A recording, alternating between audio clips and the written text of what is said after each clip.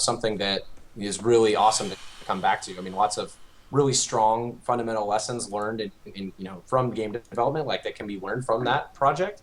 So us coming back to that and incorporating that into our own designs is something that we're pretty excited about.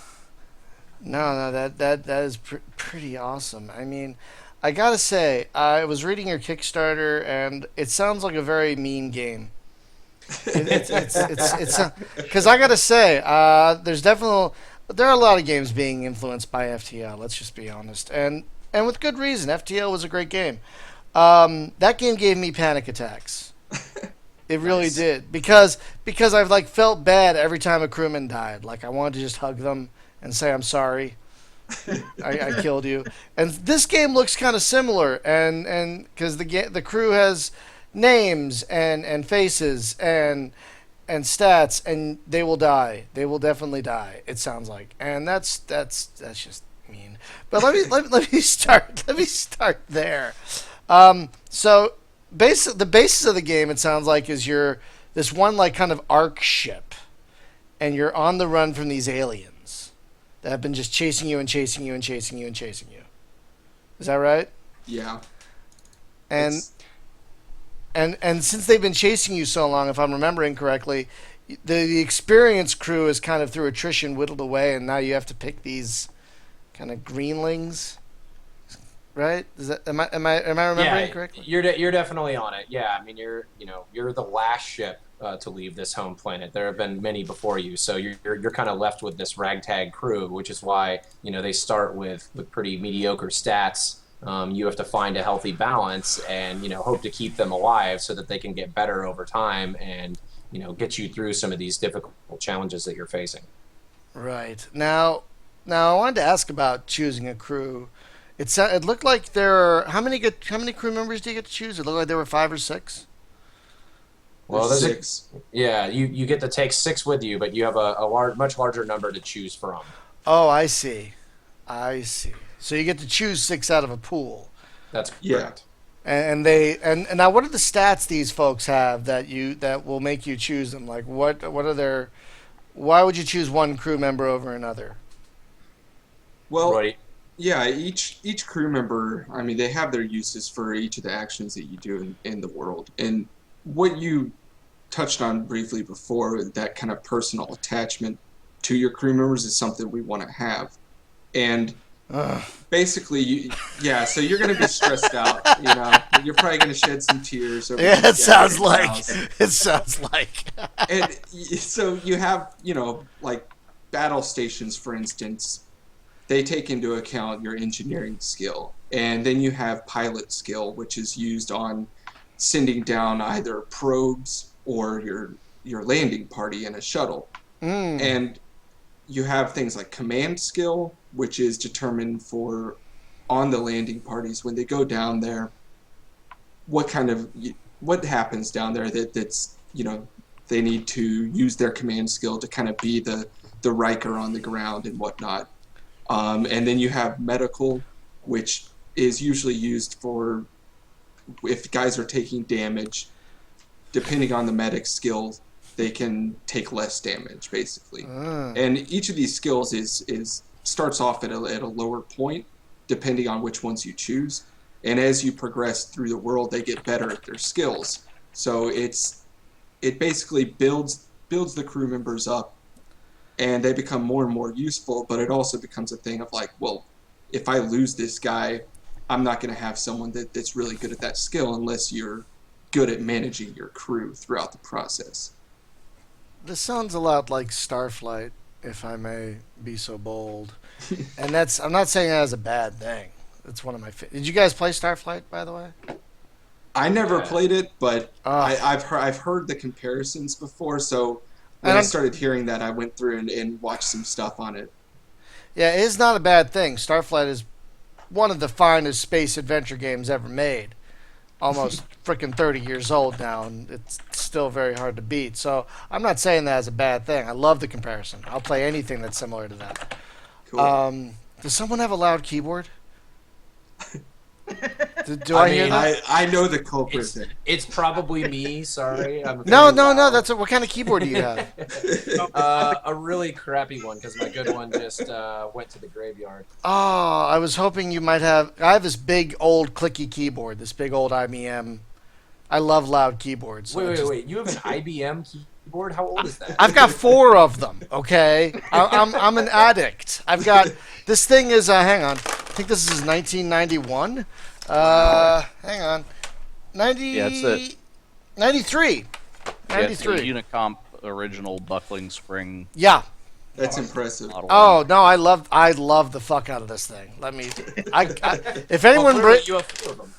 Oh well, you gotta have backups, you know, and just in case you spill sweet tea on it or something. Or in case he needs to defend himself, like if Yeah, he gets in the window. In case someone breaks in, I can beat them to death with it. Right. Because Call it it getting home road. weighs a billion pounds. So I was just kind of sorry. I was just kind of hoping someone else might have one, that I'm just not the crazy one. All right. So you have a crew. You get to manage them, and they have names. Now I wanted to ask, since the game seems pretty crew centric. Will the crew like interact with each other? Like, do they have like quarrels with each other? Like, I don't know if you guys played like Jagged Alliance, I think it was called back in the day. But if you recall, like 2 people might not like each other. So if you put them on the same team, they would barely work together. They would one would even rebel sometimes. Like, I fucking hate that guy, you know. So I'm just wondering if there are any kind of interpersonal relationships between crew members that might affect gameplay. No, I mean, we don't have anything like that. You know, it's more of you serving as captain and they following your orders. Okay. Yeah. But So if there's they a lot of don't things follow that- your orders, can you space them out the airlock? Pull a Roslyn. Is that who that was? Roslyn, the chick from Battlestar Galactica. Oh, yeah. Pull a Send Roslyn. them out the airlock. Exactly. Out the airlock. Can you do that? Like, can the crew mutiny? Do they have like a morale or anything? No, we don't have anything like that in there. I mean, we took a lot of influence from Battlestar Galactica for sure. I mean, it's one of my favorite shows. Well, good. That's right. It Yeah, should be. it's awesome. But you know, we're trying to keep as focused as we can with On that the captain. stuff. Yeah, Okay, no, What that's about, fair. space dysentery. there's definitely cases of space dysentery. Really? Call it actually that. Can the crew get sick? Is that true? The crew can get Space sick. Definitely get sick. Yes, they can. Yeah. Oh, okay. I love that. That totally. That's awesome. I love it. And then you have to find a cure for them, I guess, if there is one. Yeah, I mean, it's kind of harkens back to the Oregon Trail mindset is kind of capturing that magic and whatnot. You know, of guys getting sick, your crew members getting sick, and you know, you might run into something like space dysentery or other things that harken back to Oregon Trail. But yeah, it's definitely in there. Like eaten by a space hamster. Yeah, I love it. I Write that down, Roy. Write that down. Giant space hamster. So, in the trailer video that we have on loop, there's kind of a hint as to the interface that the captain has, as you as the player has, to control all these folks. So tell me about the UI and the interface you have to control your various crew members. Alden, do you want to talk about that? Sure. Well, you essentially have just the captain's view, which gives you like an overall view of the ship, what's going on, like the resources you have, how much fuel you have, how your shields are doing, and then you go into a finer view of how each system is holding up inside. And you'll see that in the video. He'll point to, he'll give the Picard view of like, hey, what's going on in this station, and it goes to like the main console view where it shows like the crew and their health and how they're doing and any problems that are going on within the crew. And then you'll see like engineering, which has like all your modules and the state of each module and stuff you can do to upgrade or repair each of the modules and stuff like that. You have a map that's there, resources that tell you like how much of each one of the resources that you've collected from the planets. That's another screen that's there. And then you have the overall captain screen that takes you right back to the captain. Very nice. That sounds pretty efficient and straightforward. It sounds like you need to be with a game that you're managing a ship and its resources and all that stuff. And I wanted to talk about the ship. This ship, it sounds like the ship is immensely upgradable. Is that the case? Upgradable.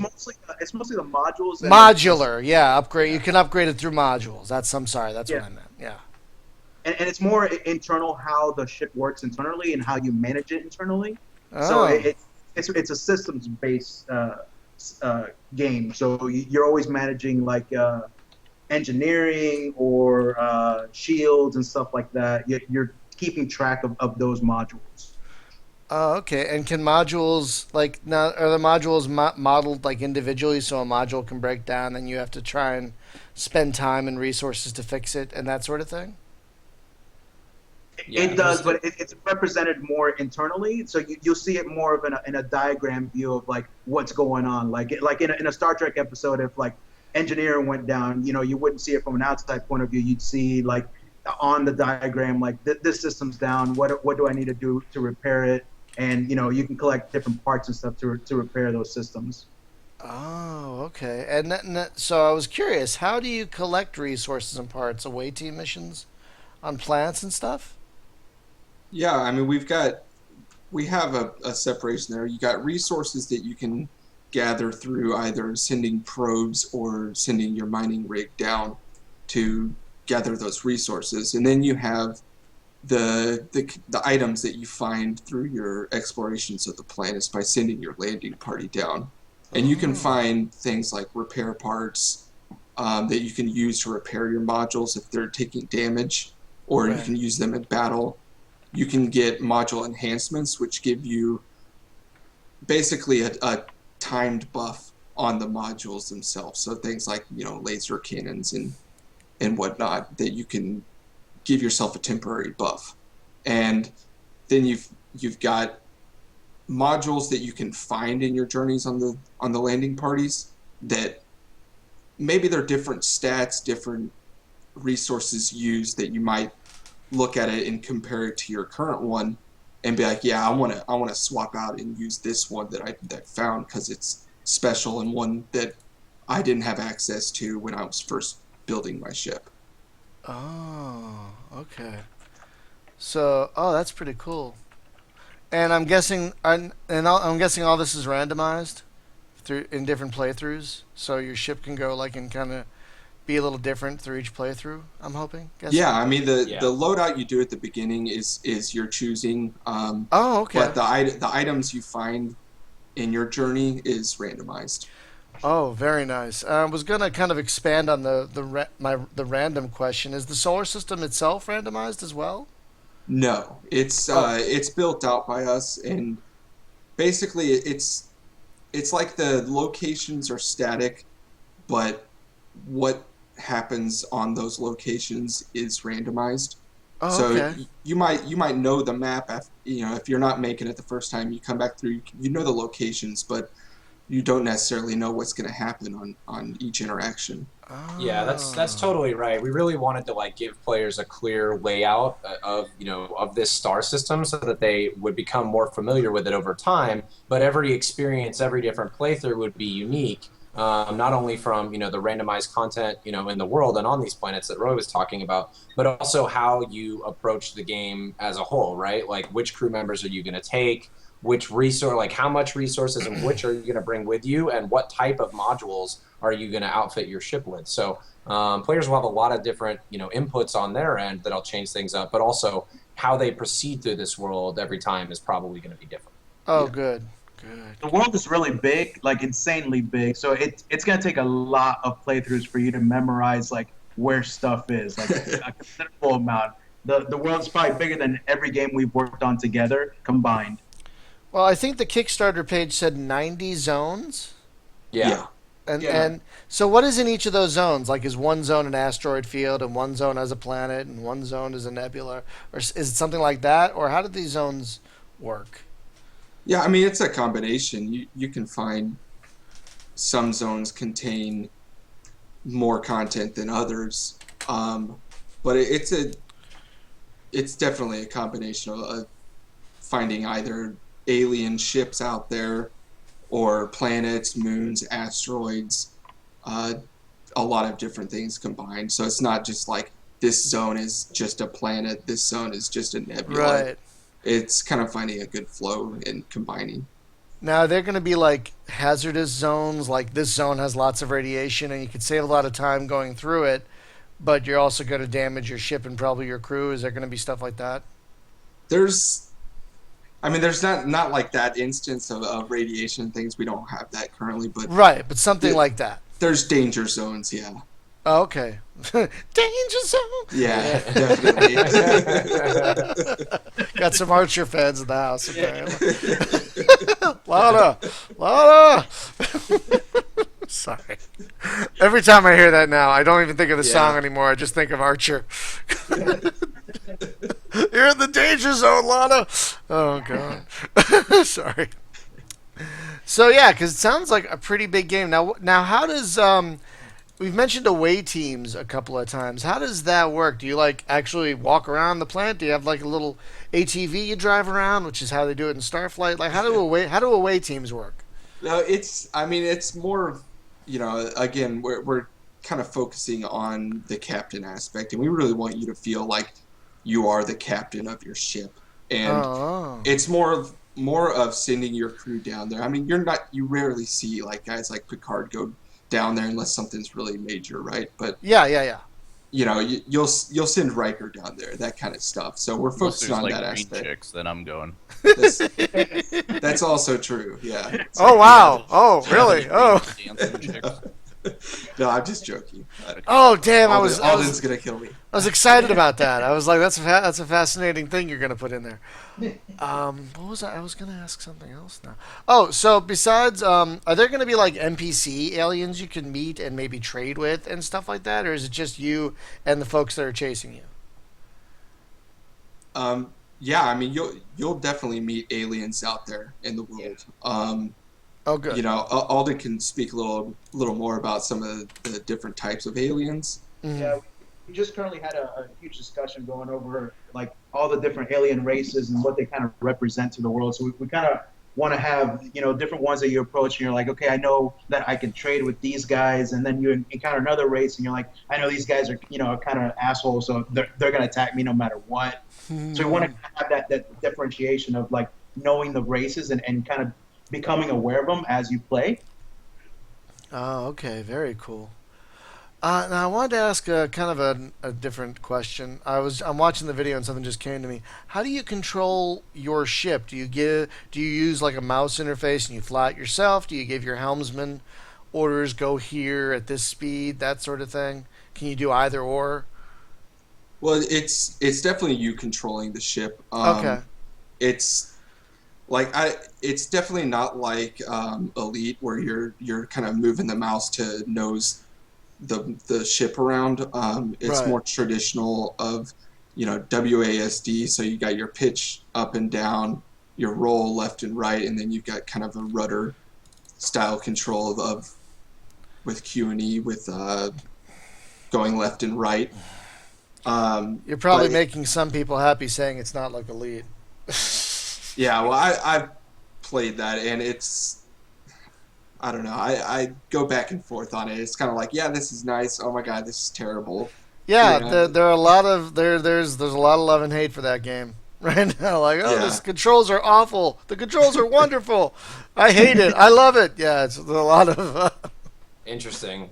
I think one thing that separates us with the controls that's really cool, I think they've done a really good job with the camera controls. Okay. And being able, I mean, you can just lock the camera and that's its natural state where it'll just ebb and flow and follow the ship really nicely. Or you can do what I do all the time, which is go into this 3P free cam and kind of look around the ship from different angles as you're in flight. Which is really nice to help you avoid obstacles and also kind of get a bearing on where you came from, not only where you're going. Right. So it's cool to do. I really like that. So between your mouse and your keyboard, you really have complete control of the ship. Oh, that's good. That's important. Now, another ship aspect I want to talk about. You guys mentioned volley combat system. Mm-hmm. Is that like, because when I hear that, I think of like the old sailing ships with broadsides and things like that. Is that what we're talking about, or is it something different? Yeah, I mean it's basically our idea of the combat was very much in line with Star Trek, right? Like the what you see in Next Generation and things like that is Oh, they're okay. lined in front of you, and you're basically trading shots back and forth. And it's not turn based or anything like that, Right, right, right. but you know you've got you basically you fire and then you've got to wait for it to reload or recharge, and then you're able to fire again and you're able to you know pick out the target points. So it's all in real time and it can go pretty quickly depending on the amount of enemies you're fighting. But it is that back and forth and you know I guess volley based is the best description we could give it. Yeah, I think the other element to that is we wanted to pace things out in that style because at the end of the day, you're still your captain. Like, yes, in this instance, you're telling these different stations when to fire their weapons, but you're also managing your ship at the same time. So if your shields take a lot of damage, you'll break away from combat to go drop in some repair parts on that. Or maybe you'll get, you'll want to enhance things a little bit and boost your weapons up for that combat experience if you're in a really challenging fight. Right. So, me personally, I bounce back and forth between the combat controls and our engineering screen, in order to manage the ship during battle. Oh, okay. And can the player manage the screens they want to manage during combat? Like if I just wanted to stay in the captain's chair, could I do that? Yes. Oh yeah. Yeah. Okay, great. Great. That's where I'd probably want to stay. But no, I like that option. I like that option a lot. So, I wanted to ask something. What did I want to ask? I'm sorry, I'm kind of half asleep right now. I am so out of it. Um, oh yeah, you mentioned. It sounded like someone said that you can target subsystems. Is that correct? Yeah. Yeah, in combat. And what is the benefit of that? Like, can you capture ships? Can you disable them and take their stuff? That kind of thing. Can you board them? Something like that. Well, it's more of like a strategy system. So you've got shield systems on your own ship, but enemies have those as well. So you can be targeting their hull or basically just their whole ship and firing at them, but that shield's going to absorb a percentage of the damage. So it's and their weapon system as well is going to be firing. So you can be like, okay, I want to take out their weapons so that they can stop hitting me.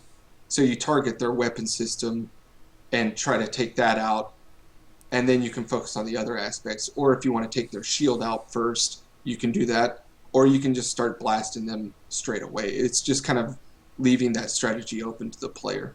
Oh, okay. Oh, that's pretty cool. Yeah, I mean, a lot of times, like when we play, I like to take out their weapons first, just so I can get a pause. Especially, you'll see one instance of a fight with 3 enemy ships at once. In those instances, I'm like, oh, okay, wow, like I've got to take out this guy's weapon systems real quick, just so I can focus and stop getting nailed every 2 seconds. I'm going to Right. do that. All right, now I'm going to go for this guy's shields and weaken him. All right, I opened it up. Okay, one more shot took him out. Great. Now I can move on and I have a more manageable battle. So yeah, it's just a different way of looking at combat, and it provides unique opportunities for each engagement. Oh, that's cool. Did you guys ever play? And I'm gonna go back to this because it's kind of similar to what you were saying. Did you ever guys play an older game called Rules of Engagement? Ooh, I don't know that I have. It was a game it was published by Impressions. There were 2 of them back in the early '90s, and it's really one of the most detailed capital ship games I've ever seen. And yeah, you could do that very same thing, target specific weapon systems and take them out and stuff like that. So that's just what I thought of. I'm not Cool. trying. I'm not trying to compare your game to all these other games or saying you stole shit or anything. It's just this is what comes into my very odd head. But it's a good Alden would tell you comparison. that that's what art is all about, right? That's It true, is. but it's a good comparison because it's an amazing game. Cool. You guys should look it up. Now, someone in the chat room, and I hate to say I haven't been monitoring the chat. I apologize, but someone in the chat room asked about mod support. Will there be any for this game? We're looking into it.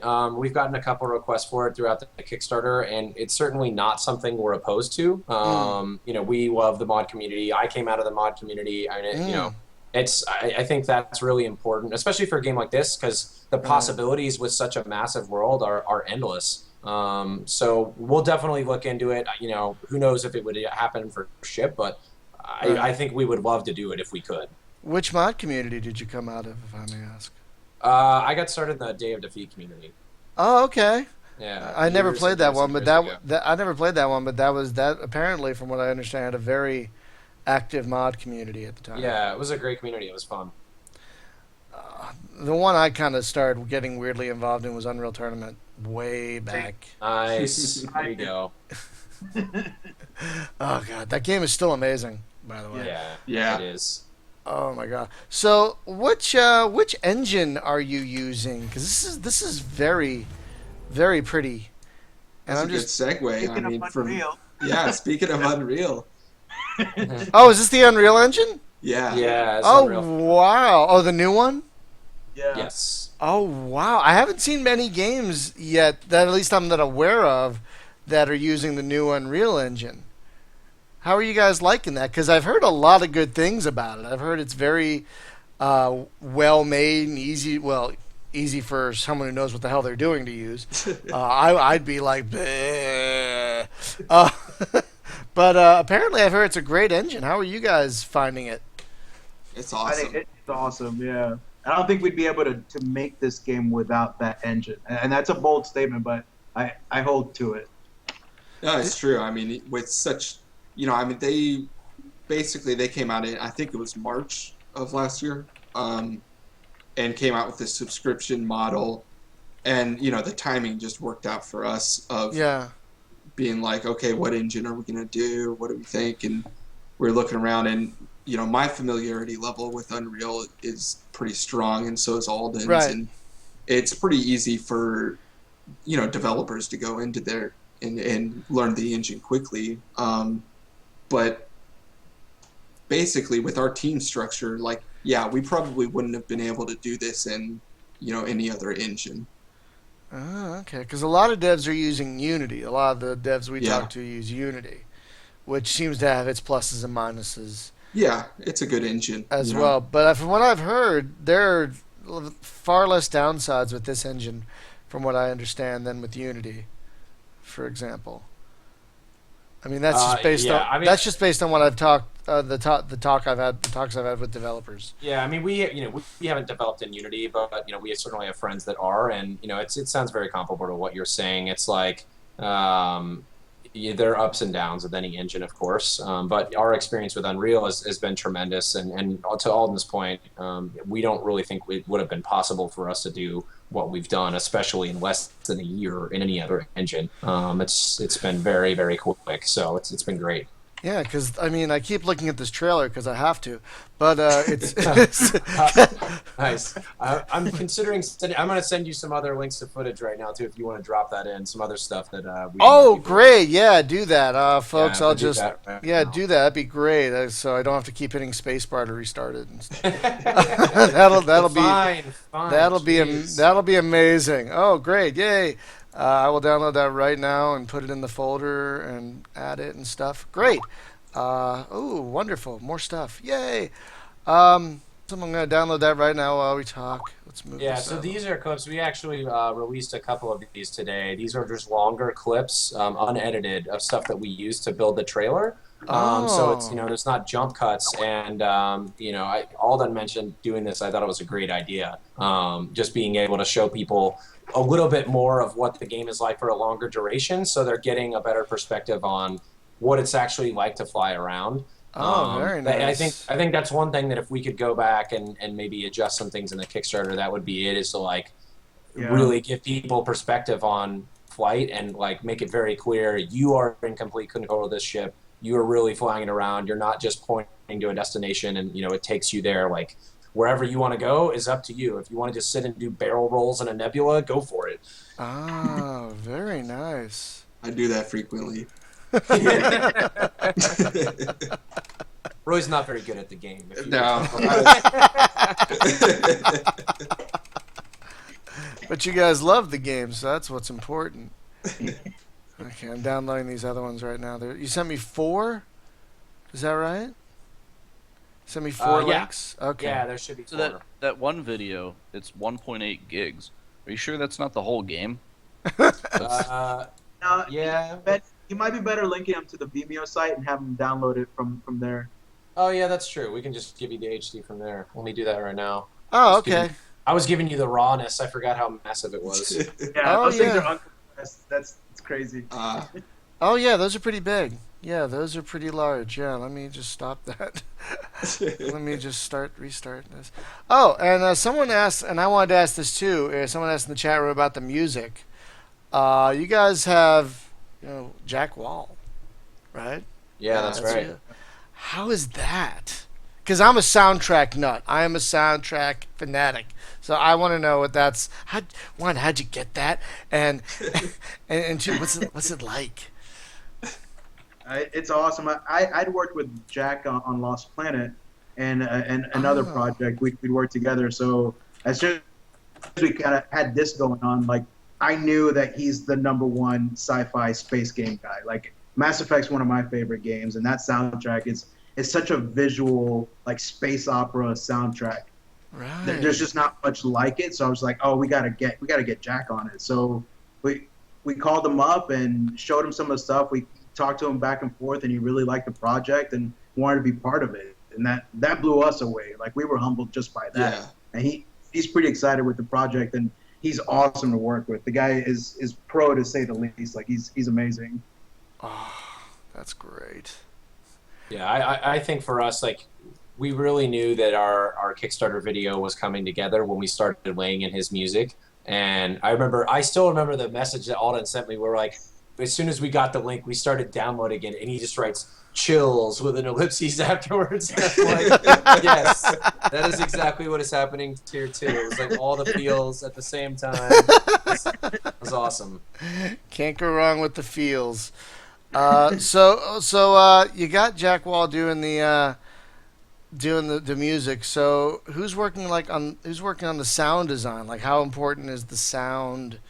Because I never really understood how important sound could be in a game until I played a game like Elite Dangerous, where it's like that's arguably the best thing about that game is the audio. So what are you guys doing to make the audio like as immersive as the music sounds like it's going to be? About the audio in general? Well, okay, so we actually started working with a team called Hexany Audio that's here in Los Angeles. Okay. These guys are pros, and it's one of the things that we pursued. Like as soon as we realized, okay, like us just subbing in sounds from different libraries that we can find and getting that hooked up to what we have here isn't going to cut it. Because the visual bar that Alden is delivering is amazing, and like having Jack involved, obviously he sets us apart. So we knew, okay, like from an audio perspective, we're going to have to push the bounds well beyond of our own capabilities. We knew these guys, and in talking with them, they really got the project. And we said, okay, like their perspective on this is really strong. We're going to have to get them involved because they're gonna make this orally, this experience that'll just really, hopefully blow people away. I mean, it's certainly impressed us to this point. Yeah, no, that's great because I mean, when you have a multi-crew game like this, you need like crew responses and all kinds of audio. So it sounds like you guys are doing your due diligence to make it sound good. Now I want to talk about the Kickstarter because we talked about it a little bit before, but Kickstarter kind of fascinates me. Because I work in internet marketing, so it kind of fascinates me how it's like its own thing. It's not like it's nothing like traditional marketing at all. And no. So how hard has that been? Because I know a lot of guys are like, this is a full-time gig in and of itself. How much work has it been working on the Kickstarter campaign? I mean, it's obviously been successful, but now you guys have stretch goals. So what have you guys been doing to keep the campaign moving forward? Well, things like this, for sure. I mean, we're taking any opportunity we can to continue to get the word out. We're going to continue to release content this week. is going to be good. I mean, the stuff that's going to be, on the website, on our development blog, Yeah. on the Kickstarter page itself, and in social media, and just trying to keep up with all those different avenues. There should be a couple interviews, coming out this week. So we're doing everything we can to continue to generate buzz. We also announced add-ons today, so if people have contributed to the campaign previously, they can come back, and for a discounted rate, they can get extra stuff. So like for an extra $15, you can get an extra copy of the game. And that's much cheaper. That's the early bird price, which sold out almost entirely in the first day. So that there's some good value there, and for stepping up in price, $20, $25, you can get the digital art book and the soundtrack as well. And those are obviously going to be cheaper than they will be if we release them at any point later. So wanting to provide some value for the people that has helped us out, but also hope that they can maybe help us out a little bit more and get to at least our first stretch goal, which we think will be great, which is to add this crew platoon pack. That gives a lot more variety in terms of the crew members that you're choosing from. In terms of like, nationality. Obviously, we want to represent both genders, but just getting a lot more variety in there, and also the ability to to customize the names of your crew members, right, and have them really personal to you. So that's something that we're really shooting for in that pack, and we're only we're less than $10,000 away at this point, and we hope we can do it in the last week. It would be really great. You probably will. I mean, with just about every Kickstarter I've seen, it's the last 48 hours when that remind me email goes out. That like this huge surge usually comes in. Mm-hmm. So you guys will probably do fine. Now, I keep meaning to ask, but I keep forgetting. There's a thing that pops up in these videos. It looks like a bunch of elements with like a cursor going through them, and all the elements are different colors. Is that like a mini game type thing? Do you know what I'm talking about? Oh, yeah. Really, you want to talk about that? Yeah, it's a short little mini game that we use to basically represent when you're mining and you're gathering resources. So it's little clips of that, but basically you're down there and you send your mining rig down there, and then you're controlling this drill, trying to gather as many resources as you can. Oh, okay, that makes sense now that you say it, because I look at it like, oh yeah, that kind of does look like a drill, doesn't it? I wasn't sure if that was some kind of hacking mini game or something like that. Are there going to be other mini games like that in the game besides the mining one? We're looking at stuff like that. Nothing to announce right now, but we'll see. But for the most part, I mean, I think to Roy's point, we just want to keep it focused on the captain's chair as much as possible. So we'll see. You should have an add-on where you're another member of the crew and not the captain, and you just stand there, and you just stand there waiting for orders. That's the whole game. It'd be so exciting. You get a boat swaying, you get that cool whistle. It'd be like Ocarina of Time, but you just play the same song. Amazing. Yeah. Wow. It'd be like that one episode of Next Gen. What was it called? Lower Decks, where it was about all these ensigns. Or whatever. Do you remember what I'm talking about? Oh, yeah. So you just want to be an ensign and sit there and have the captain No, I don't. But I just think that'd be funny. I'm just gonna stand here for 8 hours because that's my shift. That's my whole shift. It's just 8 hours of this. No, I mean it sounds. There aren't enough capital ship games. Let me tell you, there really, really aren't. So. I guess I gotta ask, why capital ships? Why not the sexier fighters? Because that's what everyone wants to fly, right? Are the fighters, not the big hulking behemoths like this thing.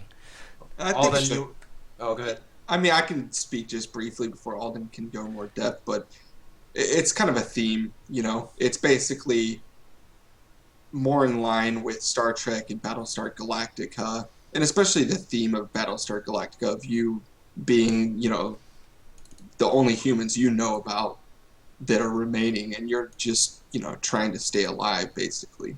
Oh, I see. Okay. Darn it, these clips keep stopping. Hang on. I gotta fix this. But yeah, I'm really, I gotta say, I'm really liking what I'm hearing. So the Kickstarter is done in roughly a week, right? I think. Yeah. Yeah, 7 days. Oh wow, 7 days from right now. So next two. That's the second. No, the third. No, no, it's the third, That's right? yeah. It's well, basically the end of the day. So I said it'd be early on the third. Yeah. Oh, okay. So yeah, folks, start kicking now. Seriously, but okay, let's. There we go. Start. Just go, you stupid thing. Just go. Uh, silly Windows Media Player. If someone on the podcast or listening or whatever can tell me how to do repeating videos in Windows Media Player, just leave it in the comments or something. I'm at my wit's end, and I don't really have another good. I'm not using Windows Media Player. I'm not. So forget that. I hate it so much. Just saying. So if anyone uses Media Player Classic and can tell me that, that'd be great. Just throwing that out there.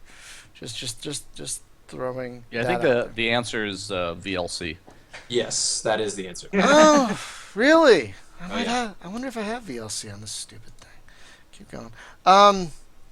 Okay, so once the Kickstarter is done, when do we get to play the early access version on Steam? Well, honestly, one of the things that we reasons that we wanted to do the Kickstarter was that so we weren't forced to do early access. We felt like if we didn't have the extra time to polish the game and really get it into a state that we were comfortable with shipping, we would have had to push it into early access just to get it out there. Oh. So for us, the hope is that with this Kickstarter funding and getting some areas of the game covered that we wouldn't have been able to have before, it'll put us in a place where we can release the game fully and then continue to to add on and expand on this universe. So that's the hope. But in terms of getting your hands on it and actually playing it, we're going to be at GDC. We're going to be on the floor, and we're going to have the game playable. So that would be a great opportunity for anybody who is there to come by and give it a shot. Oh, I wish I was going, because I want to play it. But I kind of like that you're avoiding the whole early access thing, honestly, because that's kind of turned into a mess. Like Yeah. no one knows what alpha means or beta means anymore. People think beta means a finished game. Early access. I mean, I love seeing how the sausage is made. I do love that. But I think it really has ruined. Like, look at what was that one? Starbase DF9, that Double Fine one, where they just up and quit. Yeah, I think it's one of those things that it had good intentions, right? Yeah, of course. There were some great things that came about, and some are good, but the gems are far and few between, and you do see a lot of cases of early access games being released, and the game's doing good sales wise, but then people just kind of drop off the map. So it's tough to gauge, how people are going to react to early access now. So we wanted to try to avoid that and try to put out a finished product. No, that's the right way to go. That is totally the right way to go. Because I mean, I think people have kind of lost sight as to what a finished product actually is. Yeah. Well, and it seems like you never know. I mean, with early access, it seems like some of these games just stay in early access forever, and when is it ever done? When are they going to actually release it? And that's I wonder if very that's confusing. I wonder if that's a function of feature creep, like the Yeah. scope continues, because as long as you keep sticking features, you keep pulling early access money, right? So, but then again, I think that's where DF9 made their giant mistake, was that they didn't budget enough money in the Kickstarter to actually do the game. So they were relying on basically living paycheck to paycheck on the early access, and whenever that tapered off, they were like, well, it's not supporting itself, and just kicked Yeah. it to the curb. I think they talked Right. about it a little bit, basically saying that thing right there is they kept working on it, but as soon as the early access sales eventually trickled down, then there wasn't really much point financially to keep working on it, because then they've already basically reached their threshold of sales. Oh, Jesus Christ. Okay. Sorry. I'm trying this VLC thing. Oh, it's so much better. Enjoy. Really? Okay. Oh, yeah. I never really got into it. I don't know why. I've always been using this Media Player Classic thing. And So stupid. Hang on. Just gonna have it go to the other thing. If I can. Hang on. Do. Welcome to tech support tonight. Sorry, folks. Hang on. There we go. There we He's go. got his classic media player and his IBM keyboard from '92. Yeah. You know, Some people are just Ryan, stuck are in you- their ways. What on can you that do? 386 Pentium. Oh yeah, that's the shit, man. How do you get this to repeat now? Because I don't see. Hey, The... there you go. So hey, let me ask you guys about a game that's not yours. So Homeworld HD, about a Mhm. month. Are you guys stoked for that? Do you care? That's the one that Gearbox is doing. Is that Yeah. correct? Yeah, I just actually saw some stuff about it yesterday, I think. Yeah, because when I heard Gearbox, it scared the hell out of me. But then, because I had like a Duke Nukem Forever flashback. But Oh jeez. yeah, it was funny. I was actually sitting in the demo trailer at E3 '99 when they first premiered Duke Nukem Forever. And Mhm. wow, it's been a long time. So, but anyway, yeah, the new Homeworld thing. I've actually seen because they showed it off at PAX. All right, have you guys been to any of the PAXs? I had never. Yeah, So- I've been to PAX Prime a bunch of times. I actually used to live in Seattle. It's one of my favorite events, so it's really cool. Oh, cool. So that's actually becoming, I think, the consumer-friendly E3 that we always wanted. Mm-hmm. Is more that. So, it's a game show that doesn't happen 90%, behind the curtain kind of thing, like what E3 really is. But it's yeah, they showed, God, somebody put up on YouTube like 40 minutes of footage of this thing, and it's just Oh, bonkers. wow. I cannot believe how good it looks. And yeah, so I mean, I wasn't super excited for it before because Brian and I were having this conversation about like what was actually wrong with Homeworld, because it was like when it first came out, it was like, oh God, this looks awesome, but then we kind of got tired with it really quick, Right. and I don't know. I'm afraid I'm gonna have that reaction again because I'm looking at this and I'm like, oh my God, it looks awesome, but if it's still the same game under this skin, I don't know, because it might still have the same things, but I don't know. I'm still kind of excited for it. I'll give it another shot. I was actually playing the Cataclysm like last night. Oh, nice. Oh, I'm gonna start playing that in about a week.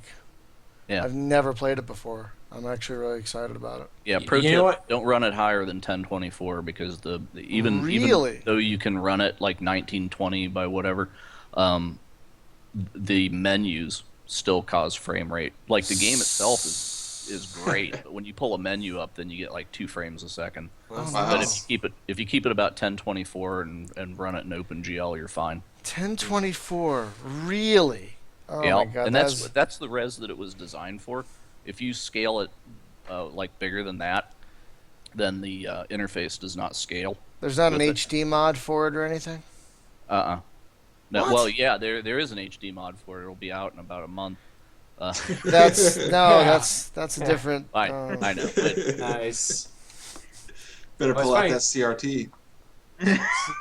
Yeah. Speaking of games I've never played before, we actually had a lot of people in the first week of the raise, comment and send us direct messages talking about a classic game called Star Control. Oh yeah. And of course I'd heard about it at the time, but I never played it as a kid. Oh, wow. So I downloaded it last week and I've been playing and I'm loving it. But I was like, oh my God, there are so many parallels to what we're doing and what what some of the fundamental elements of this game. Even though obviously the perspective and the controls and everything about it are so different. are you But playing Star Control 2? Yeah, I was gonna Yeah. ask. Oh, the second one. Yeah. Yeah, Okay, I so- started so- with the second one. So here's the deal: are you playing the original one, or did you get Urquan Masters, which is the fan remake? No, I think I'm playing the original one. Oh, okay, go grab Urquan Masters because Urquan it, Masters. like I said, it's a fan remake, free download thing. And then if you Um, want to hate yourself, go actually grab Starflight and try playing that. Yeah. I love hating myself. But anyway, yeah. So the Urquan Masters thing, they basically modernized it. They took the performance stuff, works better in that. It's Yeah? basically built for a modern PC. Oh, So, no kidding. Yeah, Really so cool. it's Yeah, pretty I'll great, definitely and check it. it's cross-platform too. I think it runs Linux, Mac, and Windows. Oh, that's awesome. Which one is this? Okay, this is really weird. I'm just gonna tell you guys something. Open Broadcaster software, which is what I use to to stream all this stuff. It picked up the other movies fine, but this open flight clip got a blank screen with it. Huh. Just a Interesting. secret clip. I It's under, just embargo. I don't know if there's a technical issue with it. VLC is playing it just fine, but for some reason, why is it not showing up now? Maybe it's just oh, for God's sakes, never mind. I hate myself. Try to be professional. I'm not anywhere near professional. I'm sorry, people. I'm trying to do this right. Hang on. Why are you fucking me, thing? Why are you fucking me? Sorry. So yeah, we get paid by Brian's F bombs. Actually, Oh, nice. There's a jar. There's Yeah, a there's jar. a- Like what is that? Hot fuzz? like There's a dude, swear if there was jar. a Patreon where you got paid. No, never mind. Oh wow! Should I'm actually gonna start one. Should I put that in there? Like every time I curse? Yeah, every time you curse, throw me $1. Because I do curse a lot. It'd be like the inverse tip jar, the inverse curse jar. Well, you guys Performance art. wanted to keep it around an hour, so it's about that time. So I think it's a good place to wrap up. Though we've talked a lot about the game and stuff. Yeah, absolutely. Unless you guys have any other questions. No, I went through all. I had a bunch written down in Trello, and I just went through them all during the show. So yeah, you guys did a great job answering them too. Thank you so much Sure. Thank for you for doing having that. us. Oh no, it's been a pleasure. It hasn't been the most technically proficient podcast in the world, folks. I'm sorry about that. Usually I'm better about these things. I don't know what's going on tonight. Well, when you figure out VLC in a couple months, give us a shout. We'll actually have more footage at that time. And, Oh, okay. We'll maybe- bring it back and Yeah, we bring it back. Who knows? Maybe we can even live stream the game. We'll see what we can do. gasp. Is your game gonna run in Windows 95? Or what's the minimum spec? Because we didn't tell you about Brian's machine yet. You can have a Mac processor. How many floppies? At least 12. I'm running I on don't a even know a computer that we can even test that on. I'm running a 486 SX in turbo Yeah. mode. At least you finally got rid of the tape deck. 'Cause, my God. I've got the Get that- turbo button pushed all the time. You got a Voodoo Pushed all graphics the card? way. Oh god, 2 Voodoo talk cards. Oh man, SLI, man. you're living the high life there. Yeah. with a rendition card as the 2D card, so I can run anything. Total Annihilation, Dark Rain, you name it. Wow. I can. Nice. Well, Ben, Roy, and Alden. You're not related to Nathan, by the way, are you, Alden? No, I wish. I get that a lot. I think he spells his last name with 2 L's, though, doesn't he? 2 L's. Yeah. Oh, that'd be great if you had 2 L's. You could totally use that somehow. You know what? He's at the bar. He is related to me. Yeah. Yeah. Space Game Junkie Podcast After Dark. Welcome, ladies and gentlemen. But yeah, folks, thank you guys, thank you so much for joining us. This was kind of a slapshot podcast, but it was fun. I hope you guys had fun. I had fun, Yeah, even yeah, with we the did. technical you. issues. But it was it was our pleasure having you, and you don't need help with the Kickstarter. You're successful. I mean, you already did it, so just you make the game now. I mean, really, just Spread the stop. word. Just stop Yeah, and make spread it. spread what you've won. You Gotta hit that stretch goal. Yeah. So do you guys, before we go out, do you have any advice to the other indie devs that are out there that are going to try to do something? In terms of Kickstarter? Kickstarter or just anything like School of Hard Knocks. What did you get on the way here? Yeah, for sure. I think my biggest point of advice would be to plan as much as you can and do as much work as you can before you start to do this full time. You know, if you've got an existing job, run it out as best as you can, you and anybody else you're planning to work with, and do everything you can to prepare yourself for it, because it is all consuming when you get there, and it becomes a lot harder at that point. So just try to be smart, do a ton of research before you go out and start to do this yourself. You know, everything from looking at what platform you want to build your game on, to what it takes to distribute your game. You know, what does it take to actually, what does it take to get on Steam? How else can I get my game out there if it's on PC?